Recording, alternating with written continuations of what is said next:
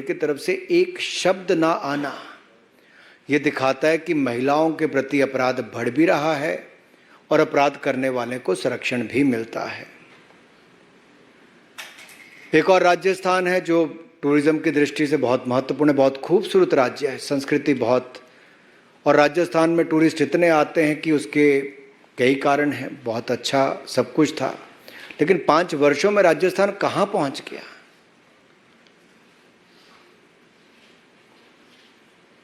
और जब वहां पर महिलाओं के प्रति कितनी घटनाएं दुष्कर्म की, अत्याचार की, अपराध की हुई। एक शांत राज्य, सुरक्षित राज्य पिछले 5 वर्षों में नंबर 1 महिला अपराध में बन गया है। 1,09,000 महिला अपराध की घटनाएं पिछले 4 वर्षों में, 33,000 महिलाओं के साथ दुष्कर्म की घटनाएं राजस्थान में, 22% देश की महिला दुष्कर्म की घटनाएं राजस्थान में। ये अपने आप में राजस्थान को नंबर 1 महिला अपराध में बनाता है। और कुल मिलाकर लगभग 10 लाख से ज्यादा आपराधिक घटनाओं को रजिस्टर किया गया। अब प्रधानमंत्री जी ने कहा था कि महिलाओं पर अपराध की घटनाओं पे राज्यों को कड़े कदम उठाने चाहिए, और सोनिया जी और राहुल गांधी जी के आदेश पर मुख्यमंत्री अशोक गहलोत जी ने कड़े कदम उठाए और अपने ही एक मंत्री को बर्खास्त कर दिया। बर्खास्त इसलिए किया कि राजेंद्र गुड़ा जी ने राजस्थान के हालात पर चिंता व्यक्त की कि दूसरे राज्यों को छोड़ के राजस्थान में जो महिलाओं के खिलाफ अपराध की घटनाएं बढ़ रही हैं उसकी चिंता की जाए, चर्चा की जाए। और मुख्यमंत्री अशोक गहलोत जी ने राहुल गांधी जी, सोनिया गांधी जी के आदेश पर उसको ही बर्खास्त कर दिया। और उन्होंने क्या कहा, राजेंद्र सिंह गुड़ा जी ने, कि विधानसभा में मैं सीएम से 1-on-1 जवाब मांगूंगा। और बड़ी बात यह कही है, किसी और ने नहीं, जो 4.5 साल राजस्थान की सरकार में, अशोक गहलोत जी की सरकार में मंत्री रहे, उन्होंने कहा प्रदेश में सीएम का इकबाल खत्म हो गया है। ये बहुत बड़ी बात है। एक जो आपका मंत्री 4.5 साल आपके साथ रहा, उन्होंने कहा राजस्थान में अराजकता का माहौल है। सीएम विधानसभा में आते हैं, ना आते हैं ना जवाब देते हैं। और ये मैं नहीं कह रहा जी, ये राजस्थान में कांग्रेस के मंत्री ही अपने मुख्यमंत्री से सवाल खड़े करते हैं। एक मंत्री तो ये हैं जिन्होंने हिम्मत करके महिला अपराध पर कोई बात कही। दूसरे मंत्री जिनको उन्होंने शह दे रखी है और संरक्षण दे रखा है सोनिया जी, राहुल जी के आदेश पर, जिनको बचाने का काम किया है अशोक गहलोत जी ने, वो शांति धारीवाल जी, क्या कहते हैं जब महिला के साथ बलात्कार की घटना हुई, अपराध की घटना हुई, तो उन्होंने कहा ये मर्दों का प्रदेश है। और पूरे कांग्रेसी ठहाका मार के हंसते हैं, मंत्री और विधायक, और मजाक उड़ाते हैं। सोनिया जी, प्रियंका जी, राहुल जी, इस पे कोई जवाब नहीं देगा कि कांग्रेस पार्टी का। मल्लिका और खड़गे जी से मैं कहता हूं, और मैं तो इतना ही कह सकता हूं, मैं तो यूपी चुनाव में जब सह प्रभारी था तो प्रियंका जी बड़ी बड़ी बातें करती थी। लड़की हूं, लड़ सकती हूं, बस राजस्थान नहीं जा सकती हूं। बिहार पर मुंह में दही जमा सकती हूं और बंगाल पर होंठ सिल सकती हूं। लड़की हूं, राजस्थान नहीं जा सकती हूं, और कोई महिला अपराध की आवाज उठाए तो मुख्यमंत्री अशोक गहलोत कह के उनका इस्तीफा करवा सकती हूं। लड़की हूं, लड़ सकती हूं। शांति धारीवाल ये कहे मर्दों का प्रदेश है तो ठहाके माके हंस लेना, बचाने के लिए मैं तुम्हारे लिए लड़ सकती हूं। अरे राजस्थान में आपराधिक घटनाएं महिलाओं पर कौन कौन सी हुई, जरा एक बार सोचिए तो सही।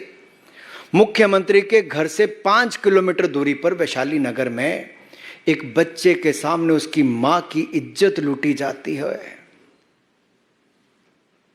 उसको मरने पर मजबूर किया जाता है। करौली में युवती का अपहरण करके, गैंग रेप करके, गोली मारी जाती है, एसिड मारा गिराया जाता है, फिर कुएं में डुबा दिया जाता है। दौसा में आदिवासी महिला का अपहरण करके, गैंग रेप करके, एसिड डाल के उसकी भी हत्या कर दी जाती है। उदयपुर में 8 साल की बच्ची के साथ दुष्कर्म करने के बाद 8 टुकड़े करके फेंक दिया जाता है जंगल में। बीकानेर के खाजूवाला में 2 पुलिस वाले शामिल होते हैं बलात्कार में, लेकिन गिरफ्तारी पहले दिन नहीं होती, सीसीटीवी कैमरा में है तब भी उसके बावजूद। जोधपुर में जिसको भाई जैसा माना था, ऐसे 3 लोगों ने, दरिंदे कहूंगा मैं तो, जिन्होंने दुष्कर्म करने का काम किया।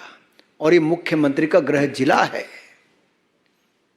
अरे मुख्यमंत्री तो सोए हैं, लेकिन जो लड़की है लड़ सकती हूं वो कहां है?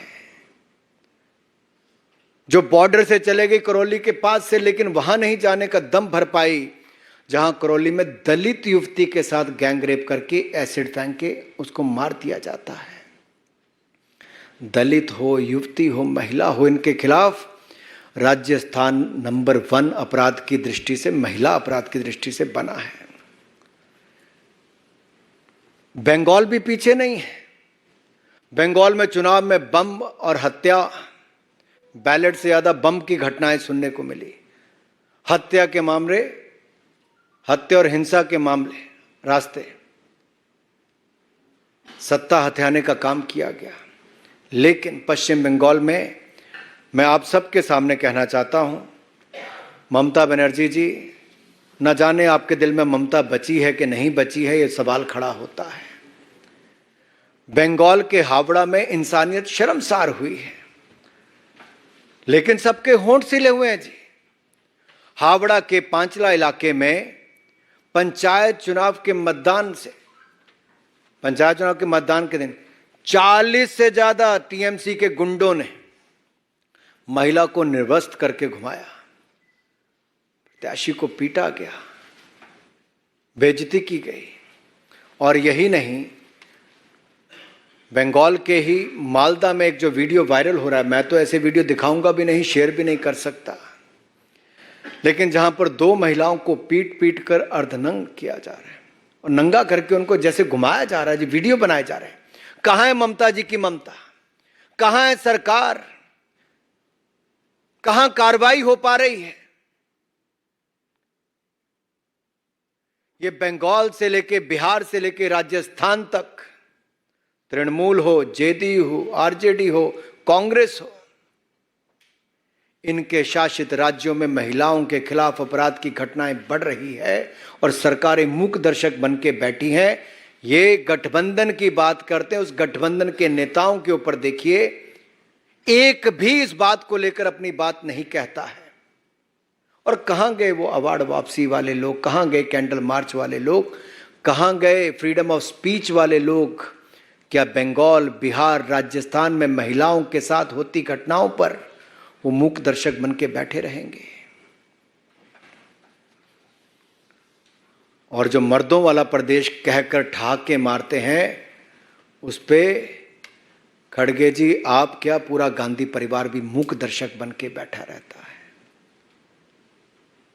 सवाल खड़े होते हैं आपके सामने। और बिहार, बंगाल की यही नहीं, बहुत सारी घटनाएं थी।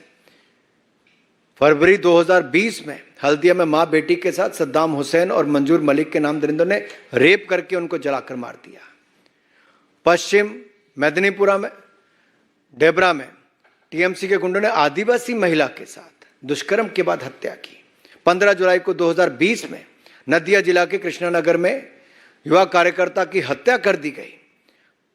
और अप्रैल 2018 में दक्षिण 24 परगना में बीजेपी की महिला कार्यकर्ता की पिटाई करके उनको भी निर्वस्त्र करके घुमाया गया।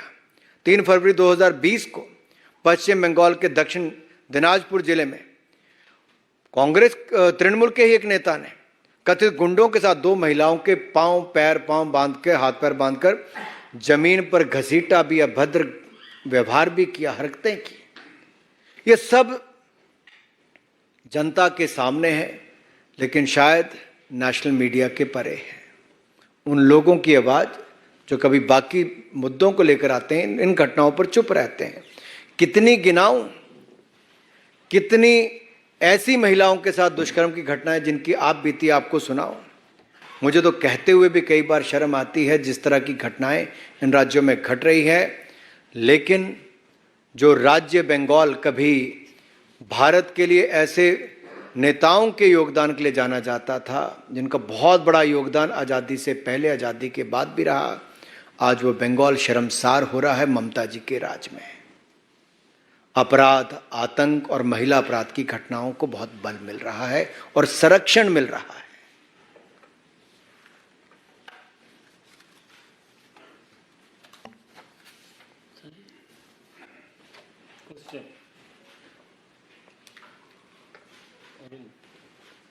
टीवी 18 नीरज हूं, न्यूज़ 18 इंडिया से। सवाल ये कि अभी थोड़ी देर पहले राजस्थान के मुख्यमंत्री ने प्रेस वार्ता की।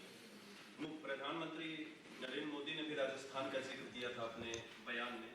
अशोक गहलोत का कहना है कि राजस्थान की भावनाएं। तो अनुराग ठाकुर को आप सुन रहे थे, जिन्होंने लगातार जो है विपक्ष पर बड़ा हमला बोला है। जिस तरीके से कल राजस्थान में मंत्री रहे, उनकी तरफ से राजस्थान सरकार पर महिलाओं की सुरक्षा को लेकर सवाल उठाए गए, अपनी ही सरकार पर, उसको लेकर अनुराग ठाकुर को आप सुन रहे थे, जिन्होंने बड़ा हमला बोला है।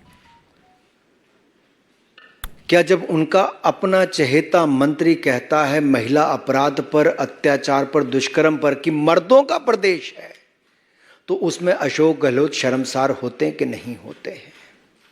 जब उनका अपना मंत्री राजेंद्र गुड़ा सवाल खड़ा करता है कि मुख्यमंत्री ना विधानसभा आते हैं ना जवाब देते हैं, तो उस पर मुख्यमंत्री का क्या कहना है? मेरा अशोक गहलोत जी से सवाल है कि जब उनके अपने मंत्री ने कहा कि सीएम का इकबाल खत्म हो गया, तो क्या मुख्यमंत्री इस्तीफा देंगे कि नहीं देंगे? जब उनके अपने जिले में, गृह जिले में हत्या कर दी जाती है, जला दिया जाता है, और उनके अपने मुख्यमंत्री निवास जयपुर से 5 किलोमीटर की दूरी पर वैशाली नगर में महिला के साथ दुष्कर्म करके उसको मरने पर मजबूर कर दिया जाता है, और एक घटना में एक पति के सामने उसकी पत्नी के साथ बलात्कार करके उसको मारने दिया जाता है, तो इस पे अशोक गहलोत शर्मसार होते कि नहीं होते मुझे नहीं पता। लेकिन मेरा सवाल कांग्रेस के अध्यक्ष खड़गे जी और गांधी परिवार के इन सभी नेताओं से है कि राजस्थान की जिम्मेदारी क्या भूल गए हैं? अरे जितने महीने सरकार है उतने महीने तो अपनी जिम्मेदारी निभाएं। और प्रधानमंत्री जी ने सख्त शब्दों में कहा है, कोई भी हो, कितने भी हो, सबके खिलाफ कड़ी कार्रवाई होनी चाहिए और होगी। लेकिन राज्य के मुख्यमंत्री, चाहे बंगाल हो, बिहार हो, राजस्थान हो, अपनी जिम्मेदारी से नहीं भाग सकते। मोहित भट्ट, टाइम्स नाउ। तो अनुराग ठाकुर को आप लगातार सुन रहे हैं, विपक्ष पर लगातार वो हमला बोल रहे हैं। गांधी परिवार को घेरते हुए उन्होंने कहा है कि जिस तरीके से राजस्थान की स्थिति फिलहाल बनी हुई है महिलाओं की सुरक्षा को लेकर, वहां पर राहुल गांधी नहीं जाते, वहां पर सोनिया गांधी नहीं जाती, ऐसे इस तरीके के सवाल उठाए जा रहे हैं। और जिस तरीके से मणिपुर पर लगातार विपक्ष हमलावर है, तो बंगाल के मालदा में जिस तरीके की स्थिति है महिलाओं को लेकर, वहां पर भी मणिपुर जैसी घटना सामने आई, उसको लेकर उन्होंने ममता बनर्जी पर भी सवाल उठाए। For example, one incident happens in Rajasthan, one incident happen in Bengal और बिहार और Manipur. A crime against women is a crime against women, and the action must be taken as per law. And the law and order is the state subject. The state has to take the action. Why there is a delay and why they are in a denial mode to take action? Why the shelter is being given to those people who are involved in the molestation or in a rape-like incidents or any crime against women? Who is giving shelter to them? That's a big thing. And my big question to all the opposition leader is, will they send a delegation of the opposition leaders to the states like Rajasthan, Bengal and Bihar? क्या विपक्ष के नेता एक delegation Rajasthan, Bengal और बिहार भेजेंगे वहां पर महिलाओं के खिलाफ हुए अपराध की घटनाओं पर देखने के। हमने यहां से भारतीय जनता पार्टी के राष्ट्रीय अध्यक्ष जी ने एक महिला सांसदों का डेलीगेशन पश्चिम बंगाल भेजा, और मैं आपको बताना चाहता हूं जी, जब वो हमारी महिला सांसद वापस आई, हमारी नेताएं वापस आई, कितनी घबराई हुई थी, और कहीं ना कहीं एक तरह से वो अपनी बातों को, अपने अनुभव को बयान करने से भी घबराहट नजर आती थी।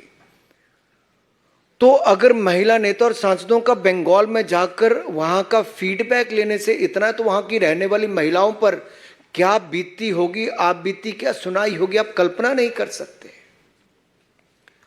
कितने भय के वातावरण में पश्चिम बंगाल में महिलाएं जी रही हैं, और जहां पर एक महिला मुख्यमंत्री हो जिसका नाम ममता हो, लेकिन ममता ना हो। ममता दीदी क्या बना दिया बंगाल को। Devendra Parashar, India TV.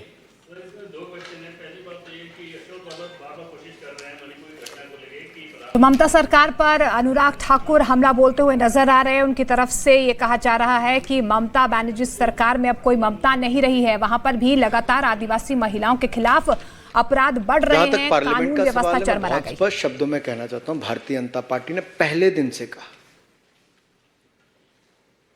महिला अपराध की घटनाओं पर हम लोग चर्चा करने के लिए तैयार हैं, चाहे वो मणिपुर की हो, राजस्थान की हो, बिहार की हो, बंगाल की हो। और मैं एक बात आपसे कहना चाहता हूं, अगर कांग्रेस शासित 10 साल का भी मैं केवल समय लूं, 2004 से 14 का, तो उस समय तो मणिपुर में 6-6 महीने बंद रहता था जी। कांग्रेस के उस समय के गृह मंत्री कभी गए भी, हमारे यहां से तो माननीय गृह मंत्री जी गए भी, 4 दिन वहां बैठे भी, और वहां पर पीस हो, शांति हो, सब दिशा में कदम उठाए गए। हम अपनी जिम्मेदारी को भी समझते हैं, हम सही कदम भी उठा रहे हैं, और हम चर्चा भी सदन में करवाने के लिए बिल्कुल तैयार हैं।